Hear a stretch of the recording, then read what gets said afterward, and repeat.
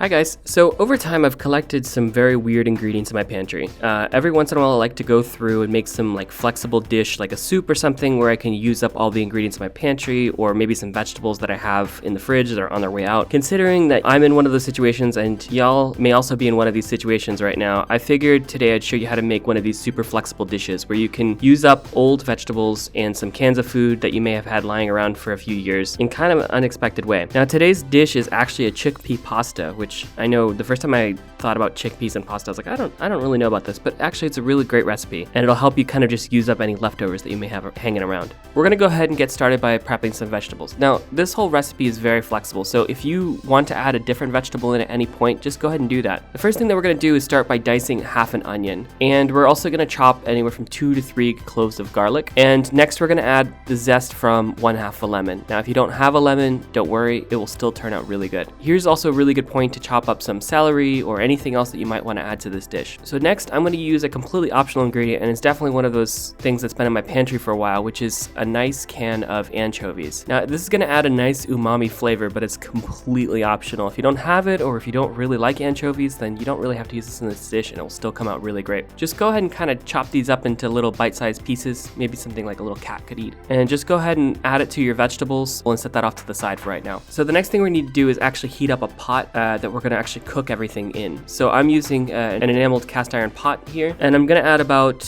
1 or 2 glugs of olive oil, as you can see here, and just start heating this pot up on medium-high heat. Once it starts to get up to heat, go ahead and add in your onions and anchovies and any other vegetables that you may have. And I'm gonna add some additional ingredients here. I was lucky enough to have some sausages to fry up, so I'm gonna add these, as well as I had some sliced mushrooms that were definitely on their last legs, so I'm gonna go ahead and add these in as well. Go ahead and just break up the sausage and go ahead and let the other ingredients kind of cook and soften up. And now this is a really good point where we can add some spices and salt. So to add some flavor, I'm gonna add in about a teaspoon of cumin.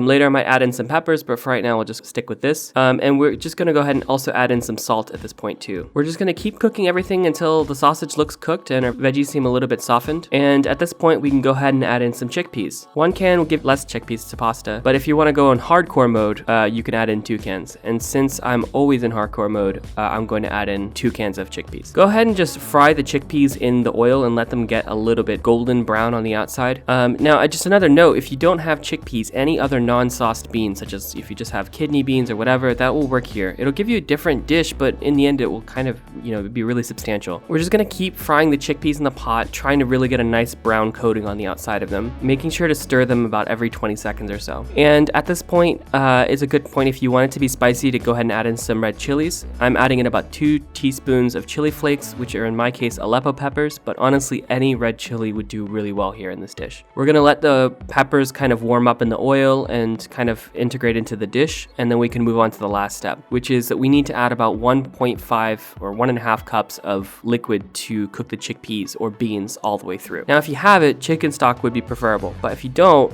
no worries, water will also work here. We put enough spices and we have enough of the vegetable fond and kind of really flavor here to make sure this dish is still really flavorful. Also at this point, we're gonna take the opportunity to add in our lemon juice. Go ahead and put the lid on the pasta and let this cook for about 10 minutes. And now would be a really good time to start cooking about 2 cups of pasta in a separate pot off to the side. So after our 10 minutes of the chickpea cooking is over, we can go ahead and pull the lid off and try to just reduce this liquid as much as possible. We don't wanna get rid of all of the liquid here, but we definitely don't want a soup.